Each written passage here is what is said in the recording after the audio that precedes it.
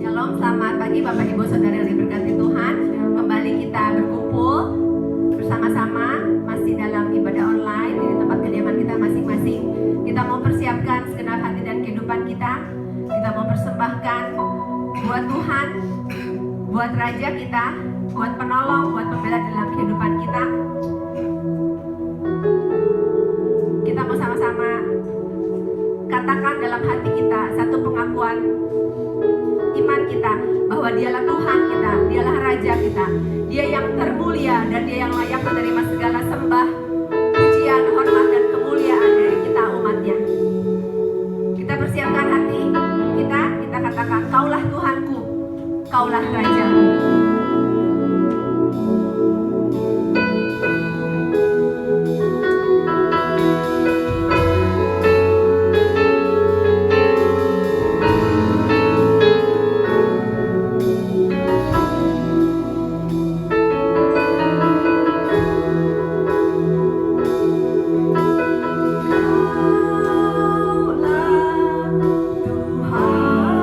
Dia Raja kita.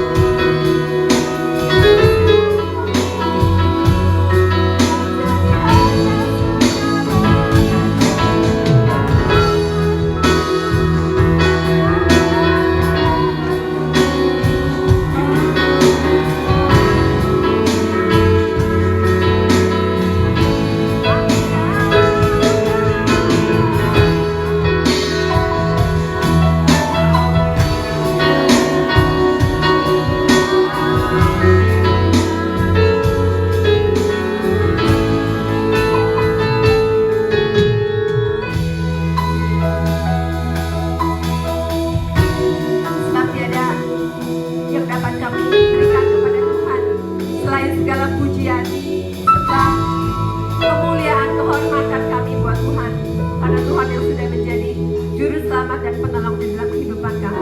Kau yang menjadi Tuhan dan Raja di dalam hidup kami. Biarlah kami mau mempersembahkan seluruh hidup kami pada pagi hari ini kepada Tuhan. Kami mau berikan pujian, hormat, kemuliaan hanya bagi nama Tuhan. Sebab hanya Engkau saja Tuhan yang menjadi sesembahan di dalam kehidupan kami.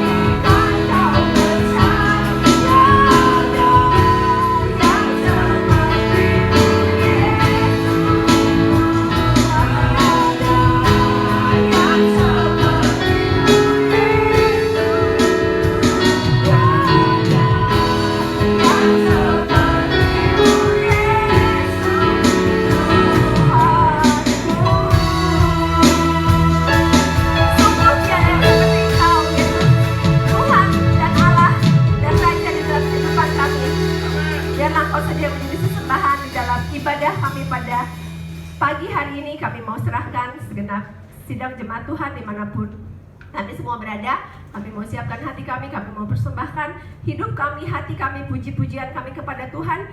Biarlah Tuhan yang hadir, yang bertahta di tengah-tengah kami, memberikan segala berkat, segala damai sejahtera bagi kehidupan setiap sidang jemaat Tuhan. Pada pagi hari ini kami mau buka ibadah kami di dalam nama Tuhan Yesus, Kau yang menjadi Tuhan dan Raja di dalam kehidupan kami. Dalam nama Yesus kami berdoa, amin. Amin. Puji Tuhan Bapak Ibu, mari kita bersama-sama bersuka pada pagi hari ini, karena hari ini adalah hari yang telah dijadikan oleh Tuhan untuk kita bersama-sama bersuka, memuji, memuliakan nama Tuhan. Apapun yang sudah kita lewati satu minggu ini, semuanya di dalam berkat pemeliharaan Tuhan, dan kita mau kembalikan semuanya bagi pujian hormat bagi Tuhan. Kita menyanyikan hari ini hari yang telah dijadikan Tuhan. Mari kita bersama-sama bersuka di dalam Tuhan. Hari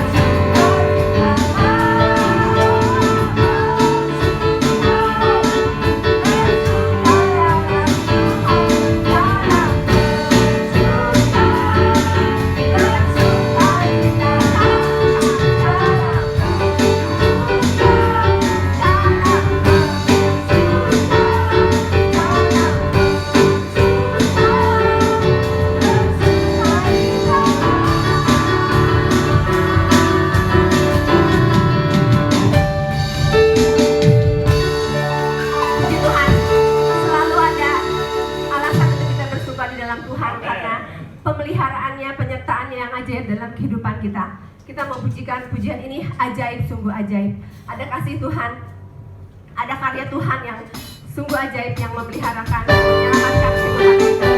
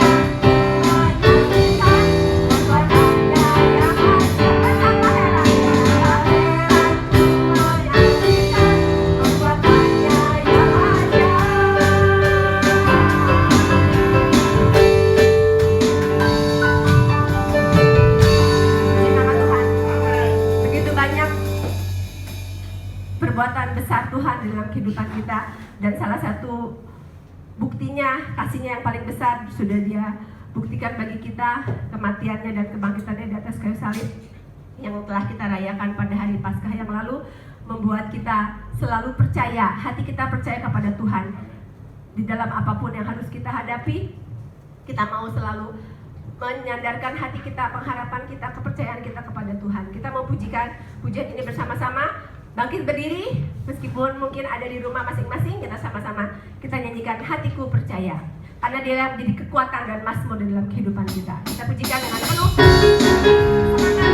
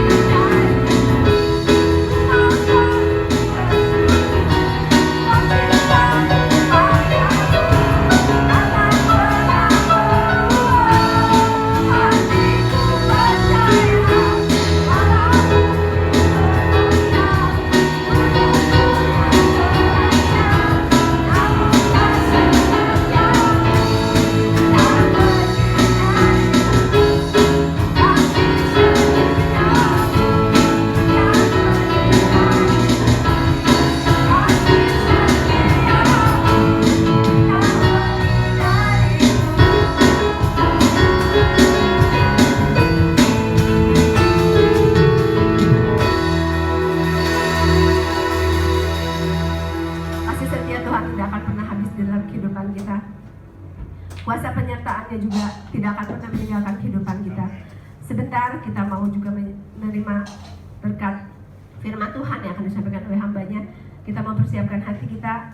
Kita mau nyanyikan pujian takkan habis kasih-Mu bagiku Tuhan. Kalau kita sudah menyampaikan puji-pujian kita kepada Tuhan, sebentar juga Dia akan menyapa kita lewat kebenaran firman Tuhan. Kita mau persiapkan hati kita. Kita mau katakan terima kasih Tuhan untuk kasih setia Tuhan, untuk firman Tuhan yang akan kita dengarkan bersama-sama, yang akan menjadi kekuatan, yang akan menjadi pelita dalam kita menapaki hari-hari kita.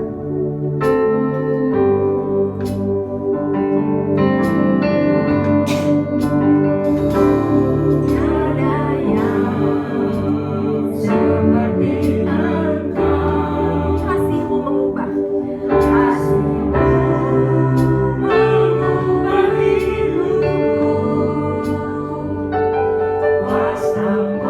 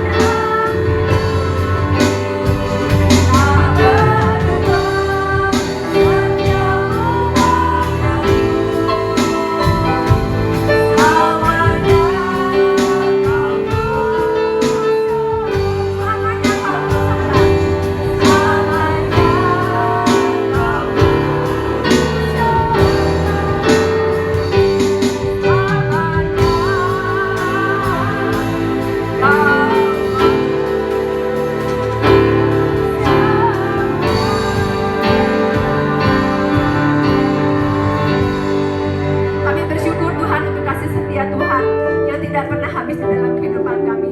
Kuasa-Mu Tuhan yang tidak pernah berkesudahan Tuhan selalu ada di dalam hidup kami. Kami bersyukur untuk puji-pujian yang boleh kami naikkan, karena boleh menjadi persembahan yang harum di hadapan Tuhan. Dan sebentar Tuhan, kami juga mau menikmati kasih Tuhan lewat firman Tuhan yang akan disampaikan oleh hamba-Mu, Tuhan yang mengurapi hamba-Mu, apa yang hendak Tuhan sampaikan bagi segenap sidang jemaat Tuhan. Kiranya Tuhan sampaikan lewat kehidupan hamba-Mu, apa yang disampaikan boleh menjadi berkat, boleh menjadi kekuatan, boleh menjadi teguran, boleh menjadi Tuhan tuntunan di dalam kami menghadapi kehidupan kami, khususnya di akhir zaman ini. Boleh menjadi satu Tuhan pelita di dalam kami menjalani hidup kami. Terima kasih, kami mau sambut kebenaran firman Tuhan. Dalam nama Tuhan Yesus kami telah berdoa, amin. Pendahulunya saya persilakan. Shalom. Saya yakin kebaikan Tuhan selalu mengikuti kita, karena Tuhan selalu hadir dan menunjukkan kasih setianya dalam kehidupan kita. Saya yakin dan percaya kalau kita bisa beribadah sampai hari ini di rumah kita masing-masing, itu pun adalah bukti kebaikan dan kemurahan Tuhan. Maka saya menyapa semua kita, jemaat Tuhan di Kristus Pembela Semarang, dimanapun kita berada. Kiranya di dalam ibadah ini kita sungguh-sungguh mengikutinya dengan terus hati kita terfokus kepada Tuhan. Baiklah Bapak Ibu, ini tetap dalam kebenaran firman Tuhan yang bertemakan tentang kekuatan. Maka kita buka Alkitab kita dalam Efesus pasal yang ketiga. Efesus 3, kita akan sama-sama belajar tentang doa seorang rasul yang dipakai Tuhan luar biasa. Apa yang menjadi doa dan kerinduannya, apa yang dia naikkan kepada Tuhan supaya terjadi dalam jemaat Tuhan, dalam kehidupan kita orang-orang percaya, itu yang kita pelajari hari ini. Saya akan bacakan Efesus 3 ayat 14 sampai 21 buat kita semuanya. Efesus 3 ayat 14 sampai 21. Demikian kebenaran firman Tuhan. Doa Paulus. Itulah sebabnya aku sujud kepada Bapa, yang daripadanya semua turunan yang di dalam sorga dan di atas bumi menerima namanya. Aku berdoa supaya ia menurut kekayaan kemuliaannya menguatkan dan meneguhkan kamu oleh rohnya di dalam batinmu, sehingga oleh imanmu Kristus diam di dalam hatimu dan kamu berakar serta berdasar di dalam kasih. Aku berdoa supaya kamu bersama-sama dengan segala orang kudus dapat memahami betapa lebarnya dan panjangnya dan tingginya dan dalamnya kasih Kristus, dan dapat mengenal kasih itu sekalipun ia melampaui segala pengetahuan. Aku berdoa supaya kamu dipenuhi di dalam seluruh kepenuhan Allah. Bagi dialah yang dapat melakukan jauh lebih banyak daripada yang kita doakan atau pikirkan, seperti yang ternyata dari kuasa yang bekerja di dalam kita. Bagi dialah kemuliaan di dalam jemaat dan di dalam Kristus Yesus turun-temurun sampai selama-lamanya. Amin. Baiklah Bapak Ibu, ayat-ayat yang sudah kita baca itu adalah doa Rasul Paulus khususnya kepada jemaat Tuhan di Efesus. Dan hari ini menjadi kebenaran firman Tuhan yang akan kita pelajari, yang akan kita renungkan. Maka selama pemberitaan firman Tuhan yang berlangsung pagi hari ini, kita sungguh-sungguh tertuju kepada Tuhan, sekalipun menggunakan gadget, tapi kiranya gadget tidak mengganggu konsentrasi atau fokus kita. Baiklah Bapak Ibu, dari doa Paulus tadi ayat 14 dan 15, dia menunjukkan sikap hormat dan takut dan penyembahan kepada Tuhan. Sebabnya dia katakan, aku sujud kepada Bapa yang bagaimana, yang daripadanya semua turunan yang di dalam sorga dan di atas bumi menerima namanya. Nah Bapak Ibu Saudara, ada sesuatu yang indah di sini. Dia mengagungkan Allah Bapa dan dia kasih alamat, kasih sebutan Bapa. Maka ini doa yang begitu akrab, betul ya. Anak saya baru belajar dan sudah fasih manggil mama, manggil papanya. Begitu saya dipanggil papa, waduh, ada hati yang begitu bahagia, bergetar rasanya. Dia dengan teriakannya, papa, saya merasa bahagia sekali. Kalau kita berdoa dan memanggil Allah yang kita sembah sebagai Bapa, ada suasana keakraban di dalamnya. Maka hari-hari ini saya yakin dan percaya kita semuanya sedang menaikkan doa-doa kita kepada Tuhan. doa dari rumah keluarga kita masing-masing, baik dari doa pribadi kita masing-masing, semua kita sedang berdoa. Maka naikkanlah doa kita dengan hormat kepada Dia, tetapi di dalam suasana keakraban yang begitu erat. Bapa yang di dalamnya semua turunan katanya mendapat namanya. Makanya ketika saya membaca-baca di beberapa properti barang-barang pemilik kita yang kita miliki, mungkin ada yang menulis namanya di situ. Nah, handphone saya ada nama anak saya, Genevieve.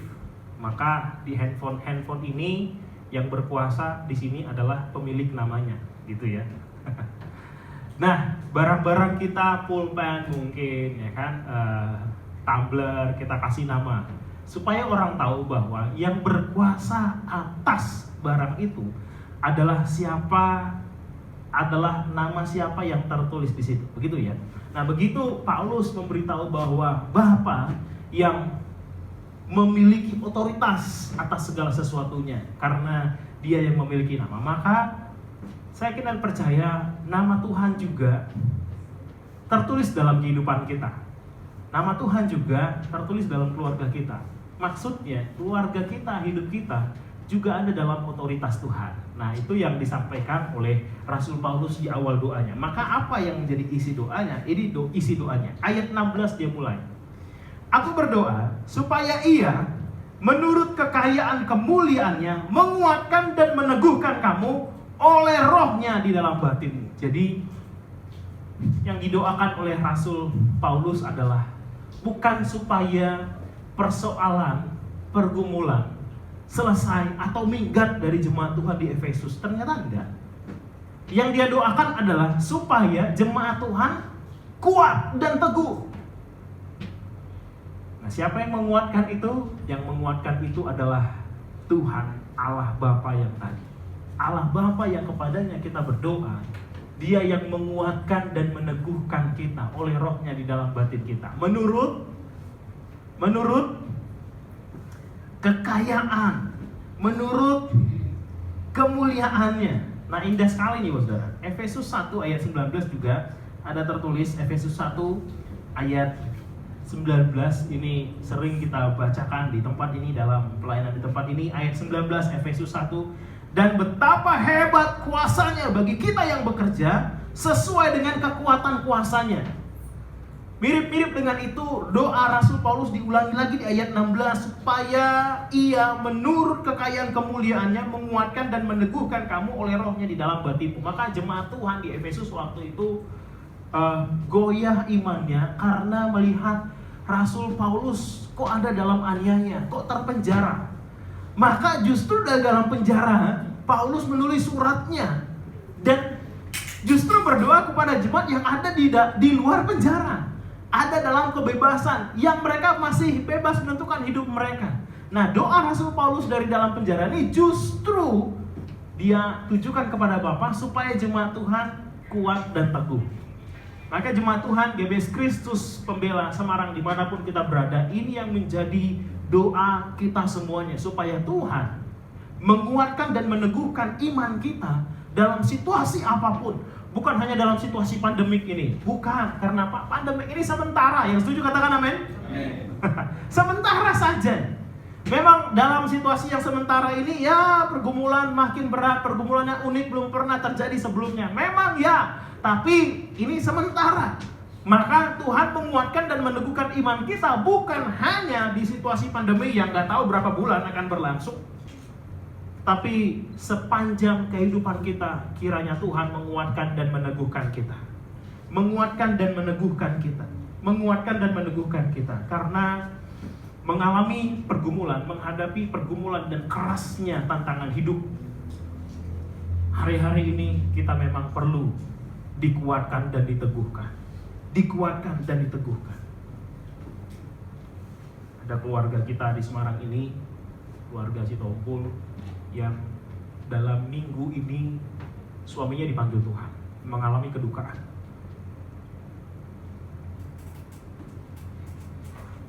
Lalu kemarin saya ditelepon sama keluarga saya ini, Ama, Bapak, tolong doakan. anak saya di Jakarta mau bersalin. Bersalin usia kandungan masih 5 bulan. Karena apa? Karena dokter setelah memeriksa ternyata janin tidak berkembang. Baru dalam minggu ini ditinggal suami untuk selama-lamanya, dan anak harus mengalami situasi yang saya kira sangat-sangat tidak nyaman. Berpikir, saya diskusi sama istri, hidup memang terkadang dibawa Tuhan kepada suatu pergumulan yang benar-benar tidak terbayangkan, berat, suasana duka. Tetapi itu sebabnya Rasul Paulus yang kita pelajari hari ini, dia berdoa supaya Tuhan menguatkan dan meneguhkan kita, menguatkan dan meneguhkan kita oleh Roh-Nya.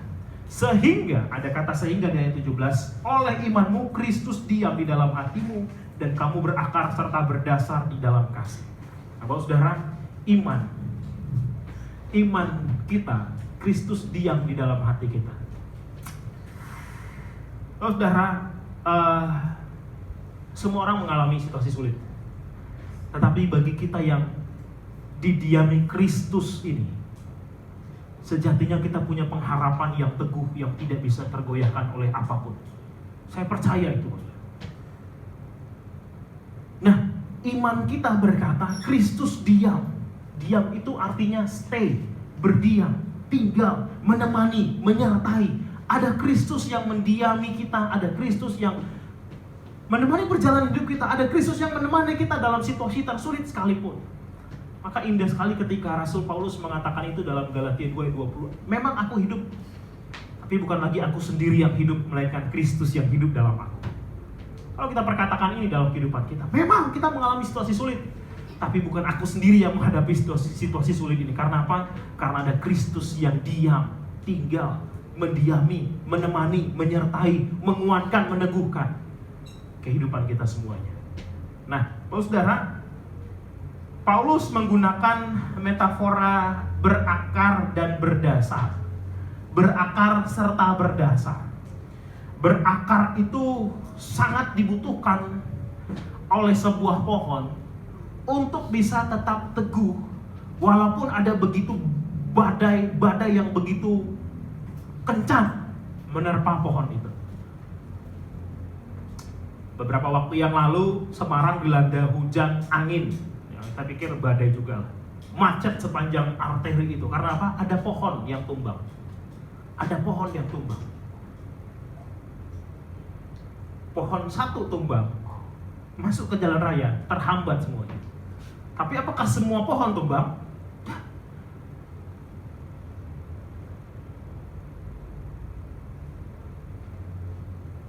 Kehidupan kita diterpa badai hari-hari ini. Tidak tahu.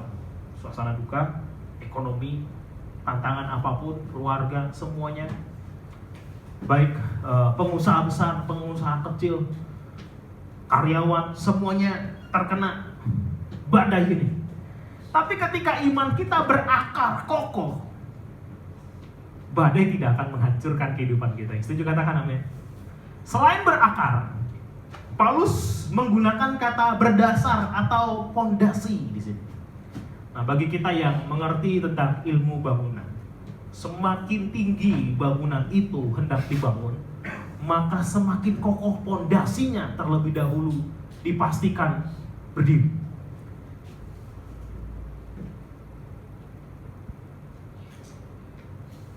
Sekarang bagaimana fondasi iman kita, dasar iman kita? Nah, makanya mari kita buka dulu dalam kebenaran firman Tuhan yang disampaikan oleh Yesus. 2 macam dasar. Wah, ini indah sekali. Ini sangat-sangat familiar. Saya kira kita familiar dengan 2 macam dasar ini, Saudara ya. Dari Matius 7. Matius 7. Nah, Yesus menutup khotbah di bukit dengan pengajaran ini. Khotbah yang fenomenal itu ditutup dengan kalimat ini. Nah, ini indahnya, Saudara. Ayat 24, Matius 7 ayat 24, 2 macam dasar. Setiap orang yang mendengar perkataanku ini, khotbahku ini, waktu itu, firman Tuhan itu, dan melakukannya, ia sama dengan orang yang bijaksana, yang mendirikan rumahnya di atas batu. yang mendirikan rumahnya dengan dasar batu, batu yang kokoh. Jadi yang mendengar dan melakukannya itu membangun rumah di atas batu.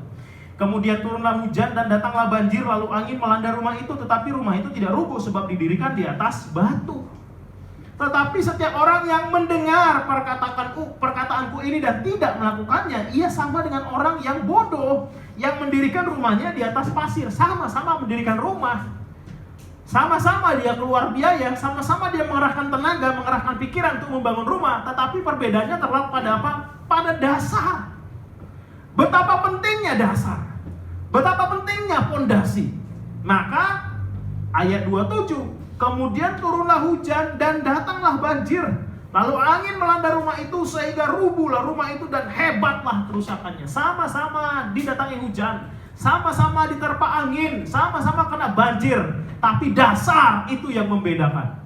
Dasarnya batu, membangun rumah di atas batu, kena hujan, kena angin, kena banjir, aman. Karena apa? Karena mendirikan rumah di atas batu. Karena apa? Dia tidak berhenti sampai di mendengarkan firman Tuhan saja. Dia tidak berhenti sampai di rajin datang ke ibadah saja. Dia tidak berhenti sampai rajin mengikuti ibadah online saja. Tidak, tapi melanjutkannya dengan melakukan kebenaran firman Tuhan. Maka saya berdoa kita semuanya yang mendengarkan kebenaran firman Tuhan, saya juga, kita tidak berhenti sampai di mendengarkan lalu amin, tapi tidak melakukannya. Jangan. Kita sama-sama akan mengalami kerugian besar ketika lalai melakukan kebenaran firman Tuhan. Karena dikatakan hebatlah kerusakannya. Dalam terjemahan dikatakan tak tertolong lagi, tak bisa terbaiki lagi. Maka saya berdoa semua jemaat Tuhan tanpa terkecuali kita mau mendengarkan firman Tuhan dan melakukannya, supaya kita berakar seperti pohon yang kuat tadi dan berdasar, memiliki fondasi. Itu yang menjadi doa Paulus pertama kepada Tuhan untuk jemaat di Efesus, sehingga oleh imanmu Kristus diam di dalam hatimu dan kamu berakar serta berdasar di dalam kasih. Yang pertama, doa Rasul Paulus ialah supaya kita kuat dan teguh dalam iman. Situasi sulit, situasi tidak sulit, kita sama-sama berakar dan berdasar di dalam kasih. Amin Bapak Ibu. Saya berdoa situasi sulit yang sedang terjadi dalam keluarga kita lalui bersama-sama karena kita sudah berakar dan berdasar di dalam kebenaran firman Tuhan, di dalam kasih. Nah, yang kedua, doa Rasul Paulus ayat 18. Ayat 18. Aku berdoa supaya kamu bersama-sama dengan segala orang kudus dapat memahami betapa lebarnya dan panjangnya dan tingginya dan dalamnya kasih Kristus. Ini doa Rasul Paulus. Dan dapat mengenal kasih itu sekalipun ia melampaui segala pengetahuan. Aku berdoa supaya kamu dipenuhi dalam seluruh kebenaran. Nah, Bapak Saudara, ketika Rasul Paulus menulis tentang Efesus ini, banyak sekali dia menyinggung tentang kasih. Banyak sekali dia menyinggung tentang kasih. Ketika kita beberapa minggu yang lalu belajar tentang rahasia kasih, ketika kita mau dikuatkan Tuhan, kita harus kembali kepada kasih, bahwa Allah mengasihi kita dengan sempurna. Kita baca sama-sama Efesus 5 waktu itu, bagaimana Allah mengasihi jemaat, memberikan dirinya baginya, mengorbankan dirinya bagi jemaat. Karena apa? Betapa besarnya kasih Tuhan bagi kita jemaat Tuhan, bagi kita mempelai wanita sorga. Nah, Efesus 3 ayat 18 yang kita baca tadi, bagian kedua dari doa Rasul Paulus adalah dia berdoa supaya kita bersama-sama dengan seorang kudus dapat memahami betapa lebarnya dan panjangnya dan tingginya dan dalamnya kasih Kristus. Dapat memahami, kita garis bawahi dapat memahami di ayat 18. Tapi ayat 19 dikatakan dia kasih itu melampaui segala pengetahuan. Dapat memahami kasih yang melampaui segala pengetahuan. Bisa kita renungkan kalimat itu? Ini adalah paradoks yang disengaja oleh Rasul Paulus.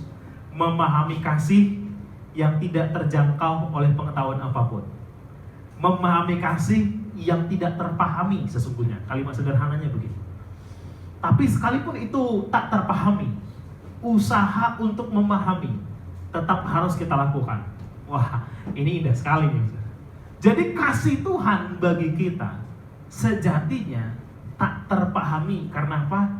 Dia melampaui segala pengetahuan. Nah, itu yang menjadi doa Rasul Paulus.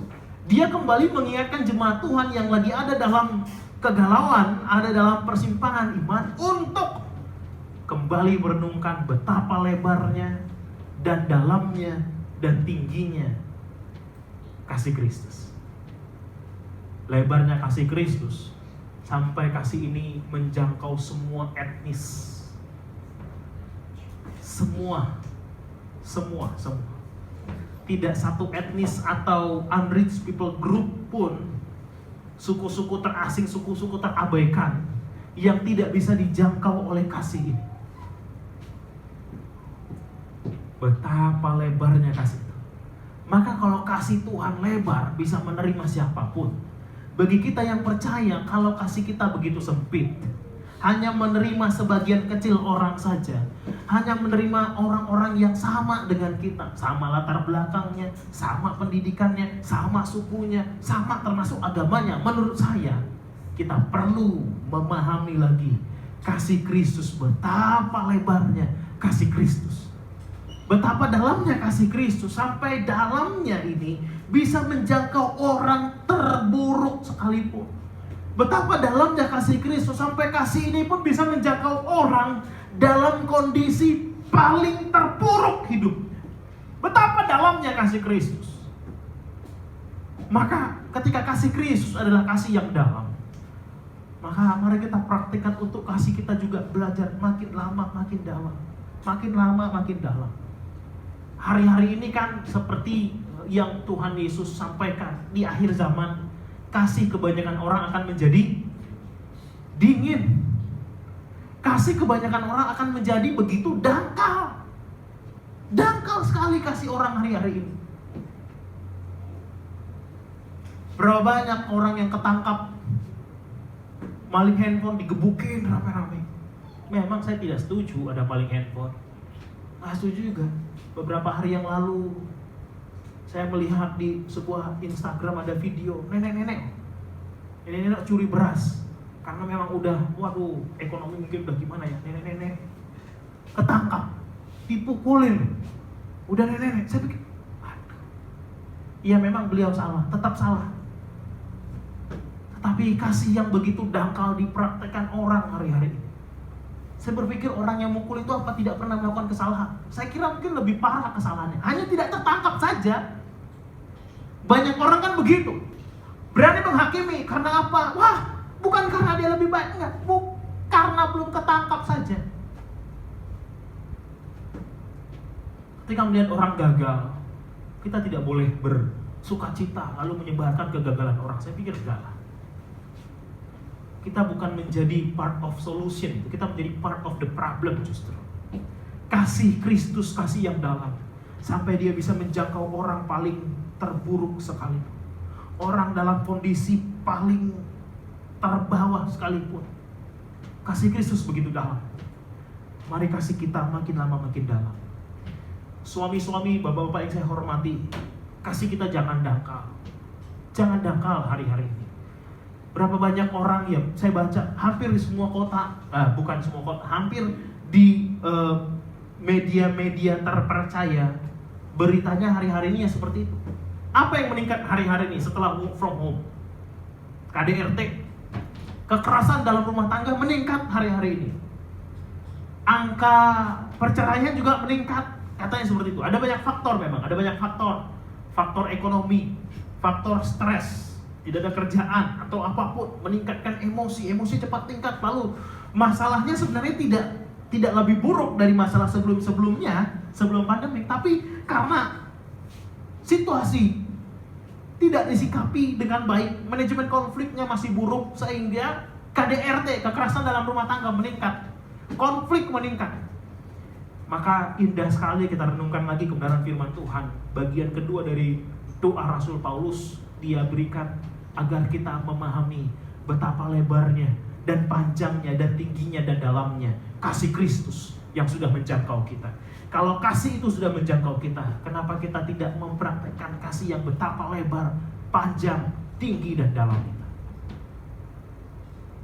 Suami-suami, praktekkan kasih yang begitu dalam kepada istri, kepada anak. Istri-istri, ibu-ibu yang saya hormati, praktekkan juga kasih kepada suami, kepada anak-anak. Anak-anak yang diberkati Tuhan, praktekkan juga kasih Kristus ini. Supaya apa? Supaya kehidupan yang sulit ini bisa kita jalani bersama-sama dengan kesatuan hati dan ada kekuatan di dalamnya. Indah. Kalau kita gagal mempraktekkan kasih yang betapa lebar, panjang, tinggi dan dalam ini, maka tidak heran kita juga menjadi keluarga Kristen yang berantemnya lebih sering daripada ibadah online. Ini bahaya ya saudara. Jangan sampai konflik berantemnya kita jadi lebih sering daripada ibadah online. Kita harus kembali kepada kasih Kristus, kasih yang bisa menjangkau siapapun dalam kondisi apapun. Makanya sekalipun situasinya masih belum lebih baik dari hari-hari sebelumnya, tapi mari kita perdalam kasih kita, perluas kasih kita, perlebar kasih kita. Supaya apa saudara? Supaya sungguh-sungguh kita merasakan kehadiran Kristus. Kalau kita gagal mempraktekkan kasih ini, bukan kehadiran Kristus yang kita rasakan, kehadiran iblis, kehadiran setan. Pasti kita tidak mau keluarga kita menjadi kerajaan setan, menjadi tempat di mana iblis nongkrong rame-rame bawa staf-stafnya. Saya pikir bukan itu yang jadi kerinduan kita. Maka kita praktekkan kasih. Ada kesalahan, ada kegagalan, pengampunan kita lepaskan dengan begitu indah.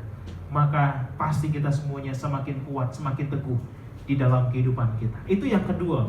Yang pertama, doa Rasul Paulus adalah supaya Tuhan Bapa yang baik itu menguatkan dan meneguhkan kita semuanya dalam sepanjang kehidupan kita. Yang kedua, dia berdoa supaya kita memahami kasih yang tidak terpahami, memahami kasih yang melampaui segala pengetahuan. Nah, yang terakhir, aku berdoa supaya kamu dipenuhi di dalam seluruh kepenuhan Allah. Oh, ini doa yang keren banget. Aku berdoa supaya kamu dipenuhi di dalam seluruh kepenuhan Allah. Tentu maksud Paulus di sini seluruh kepenuhan Allah bukan pada kesejatian pribadi Kristus, bukan, tapi kepada sejauh mana Kristus memperkenalkan dirinya. Sejauh itulah kita belajar untuk semakin hari semakin serupa dengan Kristus. Aku berdoa supaya kamu dipenuhi di dalam seluruh kepenuhan Allah. Apa yang perlu kita tambahkan dalam kehidupan kita hari-hari? Kasih itu, kalau kita baca 1 Korintus 13, kan Allah adalah kasih. Jadi kalau Rasul Paulus berdoa supaya kita dipenuhi dalam seluruh kepenuhan Allah, maka tentu kita tidak bisa lupakan bahwa Allah adalah kasih. Nah, kasih itu 1 Korintus 13. Karakteristik kasih pertama adalah, kita buka dulu 1 Korintus 13. 1 Korintus 13, indah ini Ustaz. Kasih itu, ayat 4. Kasih itu sabar. Kasih itu sabar. Yang di rumah, Bapak Ibu, coba pandangi suami istri dan katakan, saling mengatakan, kasih itu sabar. Coba praktekkan Bapak Ibu. Yang di sini juga mungkin bisa kita praktekkan. Kasih itu sabar. Jadi istri katakan sama suaminya, Pak, sabar Pak, sabar. Si istri katakan sama suaminya, Pak, sabar Pak, sabar. Kasih itu sabar. Sabar itu indah. Indahnya kapan? Ya sabar aja. Sabar. Kasih itu sabar. Menarik juga ketika Rasul Paulus menuliskan tentang kasih. 1 Korintus 13 judul perikopnya adalah kasih. Dan yang pertama kali dituliskan Rasul Paulus adalah kasih itu sabar. Memang kesabaran kita diuji paling berat itu di situasi sulit. Nah, sekarang ini adalah ujian untuk kita semakin sabar. Prediksi kan macam-macam bos. Wah, pokoknya Juni harus sudah selesai, kata pemerintah kita. Perlahan-lahan ini dibuka ini, ya kan? Kuncian di berbagai daerah perlahan-lahan dibuka. Karena kalau dikunci terus, corona nggak terlalu menakutkan. Yang paling menakutkan adalah efek ekonomi setelah corona itu kalau semuanya dikunci. Maka kemarin ada berita, ini kalau kita dengar yang di bawah 45 tahun bisa mulai bekerja. Wah, yang 45 tahun setengah bahagia hidupnya, haleluya. Jadi efeknya kan indah saudara ya. Yang 45 tahun ke atas dibuat bahagia, yang 45 tahun ke bawah dibuat berkarya. Jadi indah hidupnya. Sabar. Wah, WHO bilang corona tidak akan lenyap. Kemarin kita dapat berita, kita harus mulai berdamai dengan corona. Ya, banyak hal yang terjadi di dunia ini. Semuanya di luar jangkauan, tidak di bawah kendali kita. Yang di bawah kendali kita adalah sabar. Kita harus sabar. Kasih itu sabar. Kalau sabar kan berantemnya nggak akan bisa jadi tuh saudara. Karena apa? Suami istri saling sabar. Wah, indah ya. Tapi kalau si suami gagal mengontrol sabar, wah, berantem udah. Makanya kasih itu sabar. Kasih itu murah hati. Itu banyak yang lain. Tapi indah sekali kalau kita semakin hari semakin serupa dengan Kristus. Kasih itu sabar. Kurang sabar apa Yesus kita? Tuhan kita luar biasa sabar. 3,5 tahun dia ajarkan murid-muridnya dengan firman Tuhan, dengan pengajaran, dengan teladan hidup, dengan mujizat, dengan banyak hal selama 3,5 tahun.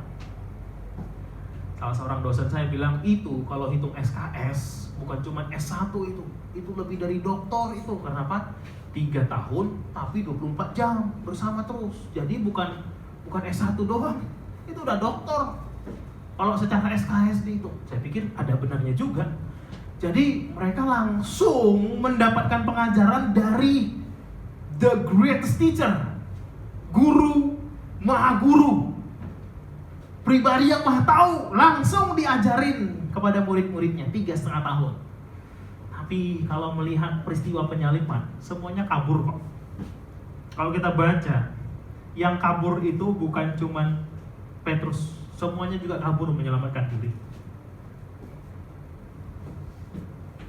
Ketika Yesus mati, beberapa mereka juga kembali jadi nelayan,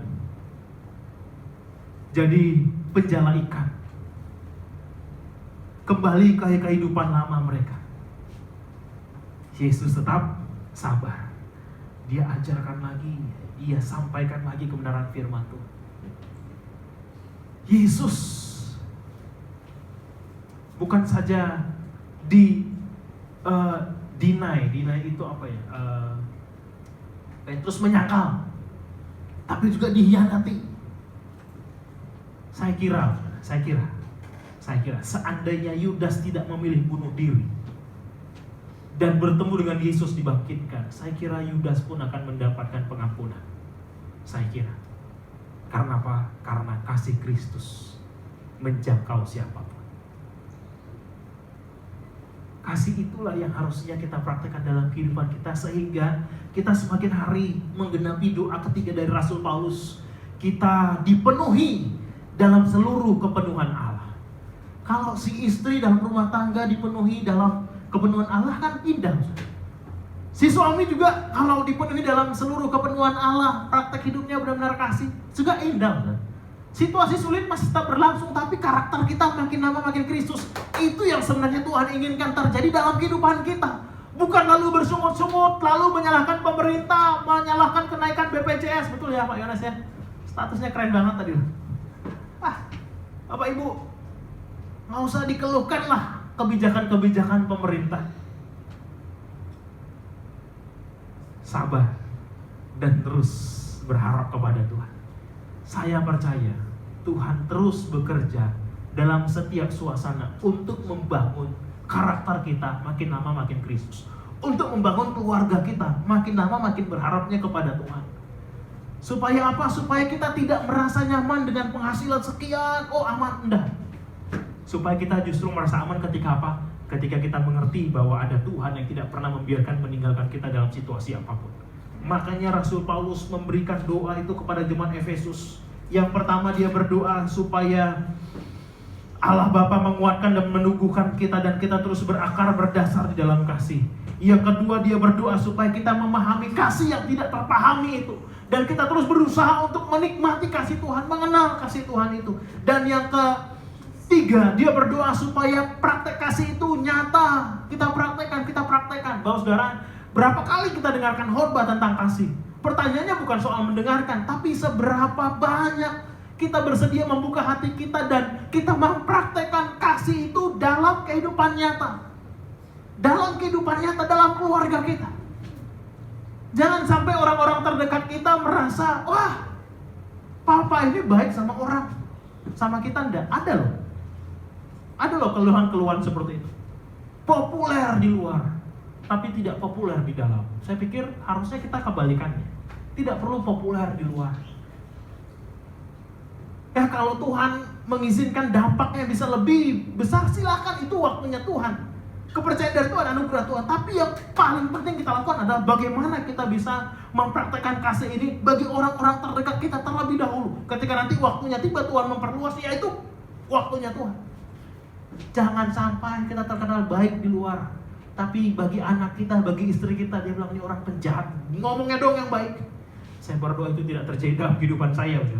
Saya berdoa juga itu tidak terjadi dalam kehidupan kita semua, keluarga Kristus Pembela Semarang. Kita populer di dalam, karena apa? Karena semua pribadi kita dipenuhi dalam seluruh kepenuhan Allah.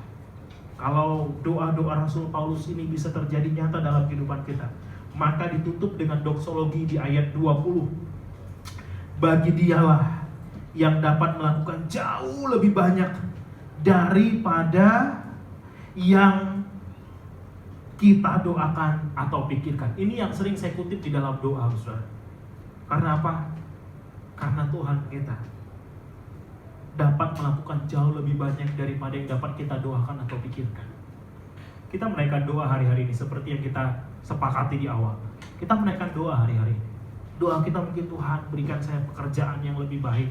Silahkan berdoa. Tuhan berkati keluarga kami, jauhkan dari segala virus-virus yang membahayakan. Silahkan berdoa, saudara.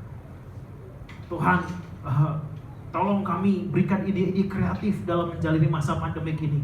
Tuhan, kami percaya kehidupan kami tidak bergantung kepada berapa banyak gaji yang kami dapatkan. Kita doakan itu, saudara. Tapi kita tahu Tuhan kita dapat melakukan jauh lebih banyak daripada yang dapat kita doakan atau pikirkan. Karena apa? Karena memang Tuhan itu adalah Tuhan yang tidak bisa terkungkung, tidak bisa terkungkung.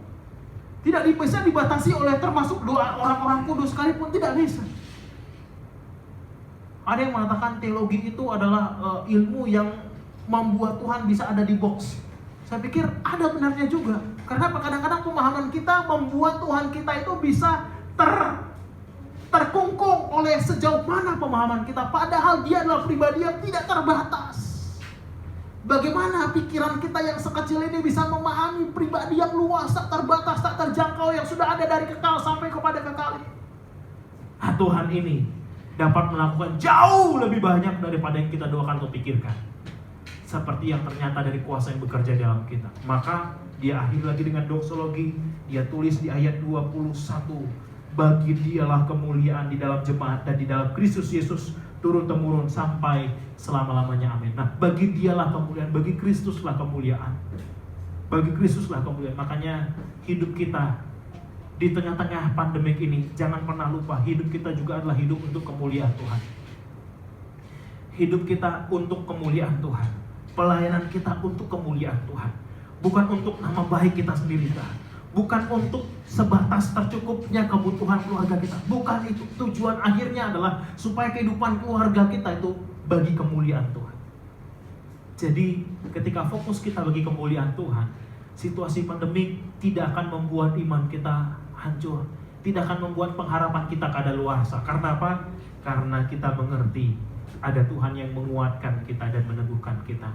Ada Tuhan yang menyertai kita. Ada Tuhan yang mengasihi kita dengan betapa lebar, panjang, tinggi, dan dalam. Dan ada Tuhan yang bersedia memperkenalkan dirinya sehingga kita bisa bertumbuh makin hari, makin serupa dengan Kristus. Maka ini yang menjadi pembelajaran bagi kita hari-hari ini. Tetaplah ingat bahwa Tuhan ada bersama kita. Ya, tidak terlihat memang oleh mata kita, tidak kasat mata Tuhan kita, tetapi Dia ada. Dia ada dan terus bekerja, dan Dia mengasihi kita dengan limpahnya. Tuhan Yesus memberkati, kita kuatkan perjalanan kita. Ada Tuhan yang kasih-Nya tidak pernah akan berhenti, berakhir dalam kehidupan kita. Tuhan Yesus memberkati. Kita naikkan pujian kita, pujian terakhir yang kita naikkan tadi. Kita naikkan dengan kesungguhan lagi, saudara, dengan kesungguhan.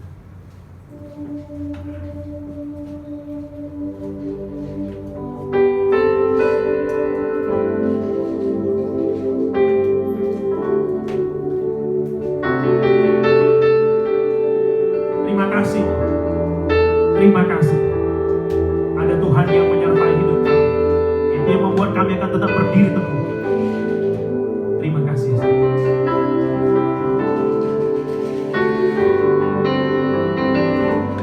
Tiada yang seperti Engkau,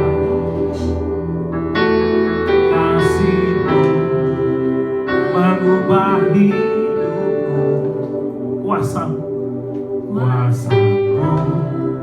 tak berkesudahan,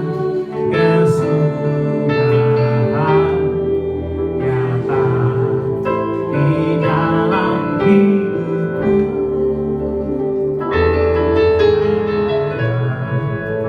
Seperti Engkau, amin.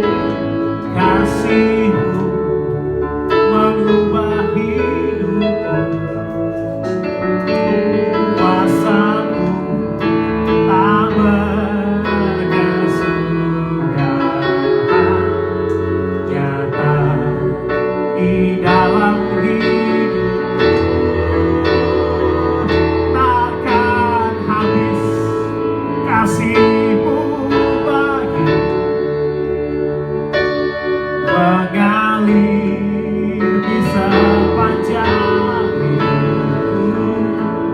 Tak berubah setia-Mu padaku, selamanya Kau ku sembah. Dari awal tiada yang seperti Kau, tiada yang seperti Engkau. Kasih-Mu mengubah hidupku, kuasa-Mu tak berkesudahan,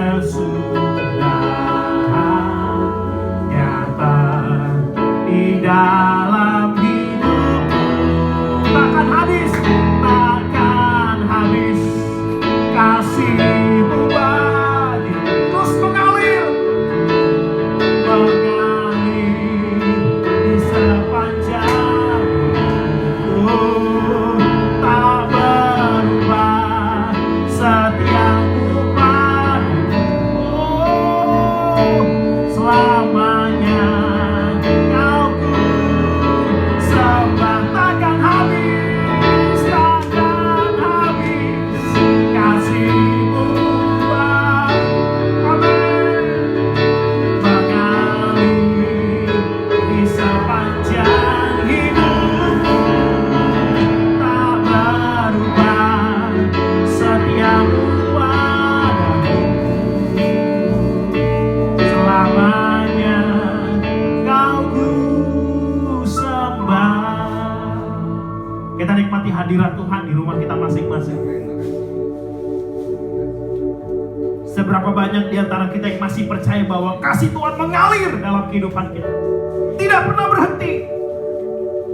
Situasi sulit tidak pernah menghentikan kasih Tuhan mengalir dalam kehidupan kita. Kesetiaannya juga terus Ia lanjutkan sepanjang hidup kita. Lanjutkan, Ia lanjutkan. Dia tidak pernah berpikir untuk menghentikan kesetiaannya kepada kehidupan kita. Dia Allah yang setia. Dia Allah yang mengasihi. Maka sejatinya kehidupan kita buka hati kita. Nikmati aliran kasih Tuhan itu detik ini mengalir dalam kehidupan kita. Ketika kasih Tuhan mengalir, Dia menghalaukan segala ketakutan. Ketika kasih Tuhan mengalir, Dia menghalaukan segala kecemasan, segala kekhawatiran. Ketika kasih Tuhan hadir, kita diingatkan kepada kasih yang sempurna, tak terpahami, tak terjangkau oleh pikiran kita. Betapa lebar, tinggi, dan dalam panjang kasih Tuhan bagi kita. Maka jangan putus asa di tengah kesulitan ini. Jangan pernah berpikir untuk menyerah. Situasi ini terlalu sulit Tuhan. Tidak ada yang terlalu sulit bagi Tuhan kita. Kenapa saya katakan bagi Tuhan kita? Karena Dia hadir dalam kehidupan kita.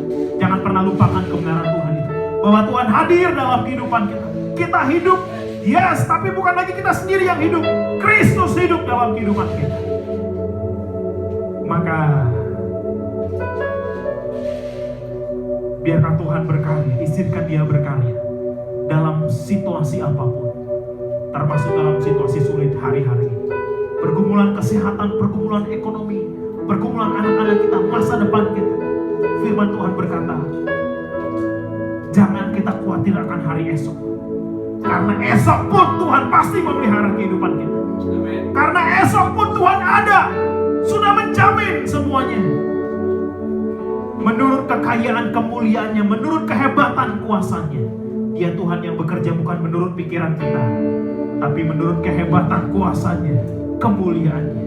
Bagi Dialah kemuliaan sampai selama-lamanya. Takkan habis kasih-Mu bagiku, mengalir di sepanjang hidupku. Tak berubah setia-Mu padaku, selamanya Kau ku. Mari kita berdiri bersama-sama. Takkan habis kasih-Mu bagiku. Amin, amin. Mengalir di sepanjang hidupku, tak berubah setia-Mu padaku, selamanya, selamanya Kau ku sembah, selamanya, selamanya Kau ku sembah, selamanya Kau ku sembah. Segala pujian, hormat, kemuliaan bagi Yesus Kristus Tuhan, Allah Raja kami, bagi Bapa yang baik, yang merencanakan yang terindah dalam kehidupan kami, yang tidak pernah membiarkan meninggalkan kami berjuang sendiri dalam kehidupan kami, yang lebih dekat daripada pakaian yang melekat di tubuh kami. Engkau ada bagi kami Tuhan, yang membuat kami akan terus dikuatkan, diteguhkan. Kami makin berakar, makin berdasar dalam kasih, dalam kebenaran firman Tuhan. Itu yang membuat kami makin terus memahami, menikmati betapa lebarnya, panjangnya, tingginya, dan dalamnya kasih Kristus. Itu yang membuat kami terus bertumbuh. Jadi semakin serupa dengan Kristus, dipenuhi dalam seluruh kepenuhan Allah. Kami percaya Tuhan, Engkau sedang bekerja dalam kehidupan kami. Kami percaya Tuhan, ada sesuatu yang sedang Tuhan kerjakan dalam kehidupan kami.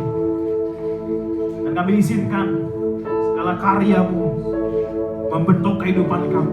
Ini hidup kami Tuhan. Jangkau hati kami, kuasai hati kami, berkati kehidupan kami. Biar kami hidup untuk kemuliaan Tuhan. Terima kasih Tuhan Yesus.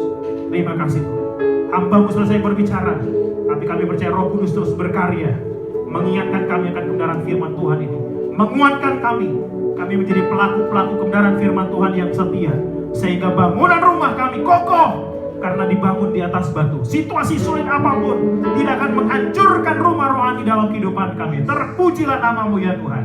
Dalam nama Tuhan Yesus Kristus kami berdoa dan mengucap syukur. Yang diberkati Tuhan sama-sama katakan amin. Silakan duduk kembali saudara, serahkan kepada hamba-Nya.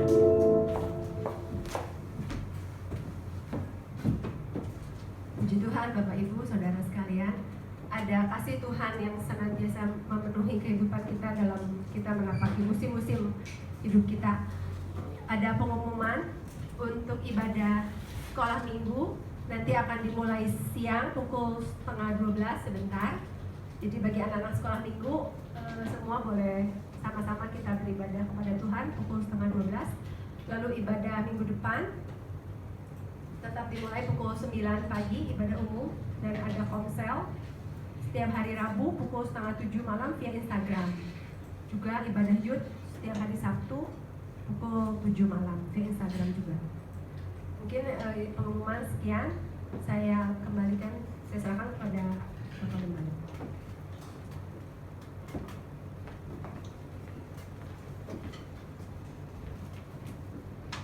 Terima kasih, Shalom Bapak Ibu Saudara sekalian yang Tuhan Yesus kasihi dimanapun juga berada. Tetap semangat, tetap setia kepada Tuhan.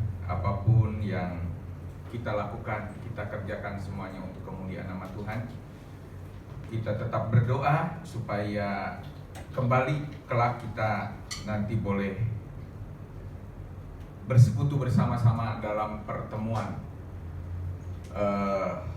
di gereja, begitu ya. Itu yang selalu saya doakan dan harapkan, dan kita bisa berjumpa kembali.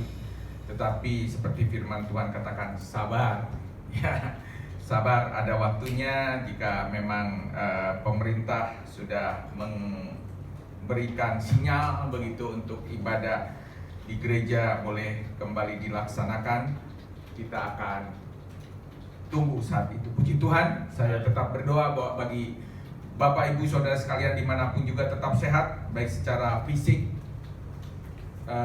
rohani, maupun juga saudara sekalian seluruh kehidupan kita ya. Tuhan selalu mengasihi kehidupan kita sekalian. Puji nama Tuhan. Baik, mari kita akan bangkit berdiri, kita akan masuk dalam doa. Jangan lupa sebentar akan ada ibadah anak sekolah minggu. Demikian juga tetap hari Rabu kita akan bertemu lewat Instagram. Kita akan berbincang-bincang, kita akan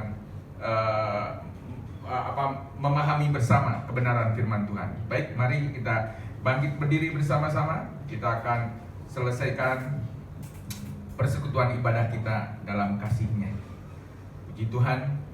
Terima kasih Bapak yang di sorga, kalau ibadah boleh berlangsung dengan baik. Tuhan sudah mengurapi hamba-hamba-Mu yang begitu luar biasa, sudah Tuhan pakai, baik yang memimpin pujian, para pemain musik, yang mengoperasikan multimedia, juga Tuhan untuk yang mengelola media sosial. Tuhan urapi hamba-hamba-Mu lebih lagi, agar pelayanan mereka sungguh-sungguh menjadi saluran berkat Tuhan yang indah, Tuhan, bagi kemuliaan nama Tuhan. Terlebih bagi hamba-Mu yang sudah mengabarkan firman Allah, Tuhan urapi baik nikah rumah tangganya diberkati Tuhan, anaknya Nevi bertumbuh dengan sehat dalam kasih karunia Tuhan. Tuhan pakai lebih indah lagi, semuanya semata-mata untuk kebesaran keagungan nama Tuhan. Terima kasih, kami sudah diberkati Tuhan. Kami ingat untuk para orang tua yang kami kasihi dimanapun juga berada. Tuhan pelihara, Tuhan, seluruh jemaat GBIS Kristus Pembela yang sudah lanjut usia. Kesehatan mereka Tuhan jagai. Biarlah mereka semakin melekat kepada Tuhan. Kasih Tuhan melimpah dalam kehidupan mereka. Baik di Semarang, hamba serahkan untuk Pak Paulus, Tuhan yang selalu dengan penuh kasih juga menjadi berkat bagi kami. Bu Pono, Tuhan, hamba serahkan juga di Bandung untuk Bapak Mas Dali, Ibu Kiong Eng, Ibu Sinyo, Tuhan. Demikian juga Ibu Meing, mertuanya dari Saudari Alin, juga Papi Mami dari Cynthia Tuhan, hamba serahkan semuanya dalam tangan Tuhan. Yang hamil juga Tuhan, untuk Bu Iin maupun juga Bu Deta, bahkan untuk saudari Levina di Bandung, hamba juga serahkan, pelihara kandungan mereka dengan baik dalam kasih karunia Tuhan. Hamba berdoa juga Tuhan untuk anak-anak dalam pertumbuhan mereka, Tuhan, yang balita bertumbuh dengan sehat dan baik, anak-anak yang sudah usia sekolah Tuhan, walaupun harus belajar di rumah, dan Tuhan selama 2 bulan ini mungkin mereka tidak kemana-mana, mengalami kejenuhan. Biarlah sukacita surgawi melimpah atas kehidupan mereka, pertumbuhan mereka terus berlangsung dalam pertolongan Tuhan. Hamba serahkan seluruh jemaat Tuhan, Tuhan, dalam perlindungan penyertaan Tuhan.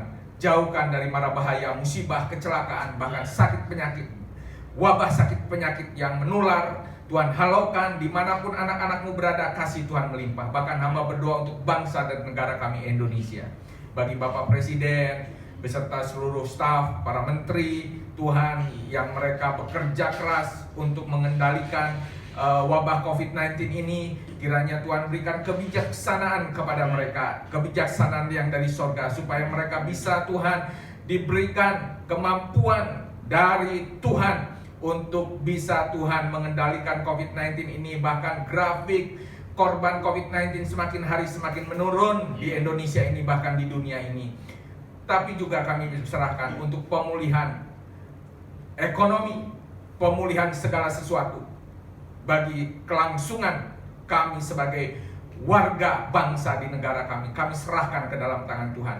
Dijauhkan, dihalaukan dari segala, Tuhan, kekacauan negeri ini, Tuhan, dari huru hara, dari penjarahan, dari segala hal-hal yang tidak baik. Tuhan, singkirkan, lindungi seluruh negeri kami, Tuhan. Keamanan yang dari Tuhan menyertai bumi Indonesia ini. Terima kasih Bapak yang di surga. Hamba serahkan segala sesuatunya ke dalam tangan kasih kuasa Tuhan.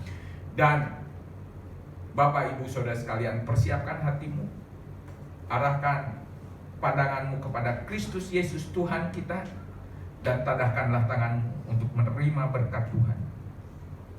Tuhan memberkati engkau dan melindungi engkau. Tuhan menyinari engkau dengan wajahnya dan memberi engkau kasih karunia. Tuhan menghadapkan wajahnya kepadamu dan memberi engkau damai sejahtera. Kiranya segala berkat yang datang dari Bapa segala terang dilimpahkan dalam hidupmu, dimanapun engkau berada, kemanapun engkau pergi. Kasih Tuhan melimpah. Diberkatilah rumah di mana engkau tinggal, diberkatilah nikah rumah tanggamu, diberkatilah usaha pekerjaanmu, keluargamu ada dalam perlindungan Tuhan, dihalaukan dari segala hal-hal yang tidak baik. Kasih Tuhan melimpah atas hidupmu.